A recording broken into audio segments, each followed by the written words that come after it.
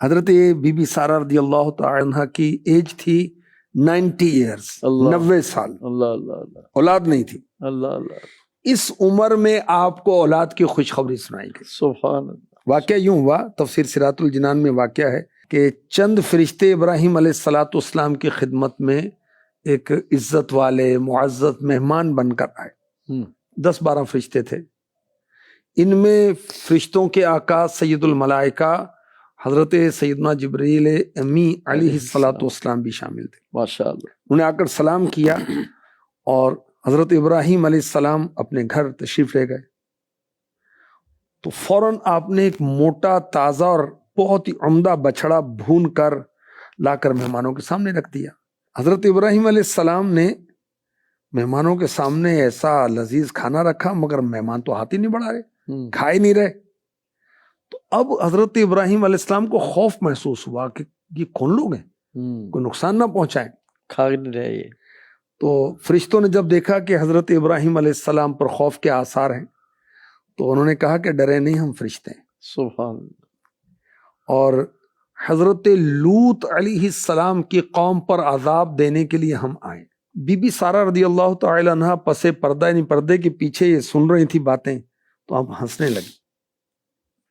اللہ پاک نے حضرت بی بی سارہ کو ان کے بیٹے کی خوشخبری دی، سبحان حضرت اسحاق علیہ السلام۔ پھر حضرت اسحاق علیہ السلام کے بعد حضرت یعقوب علیہ السلام کی بھی خوشخبری سنائی، بیٹے کی بھی پوتے کی بھی خوشخبری ملی، اور اس میں ایک بشارت یہ بھی ہے کہ عمر دراز ہوگی۔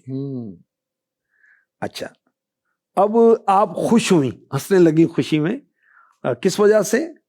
کہ اولاد کی خوشی عورتوں کو زیادہ ہوتی ہے مردوں کے مقابلے میں۔ اچھا، پھر آپ کو تعجب ہوا کہ کیا میرا بیٹا ہوگا؟ میں تو بوڑھی ہو گئی ہوں، کیونکہ آپ کی عمر 90 سال تھی اور ابراہیم علیہ السلام کی عمر مبارکہ اس وقت 120 سال تھی، اللہ 120 ایئرس۔ اللہ۔ تو اب فرشتوں نے کیا کہا؟ قرآن سنیے، سورہ ہود آیت نمبر 73۔ اتعجبین من امر اللہ رحمت اللہ وبرکاتہ علیکم اہل البیت انہ حمید مجید۔ کہ اللہ کے کام کا چنبا کرتی ہو، تعجب کرتی ہو؟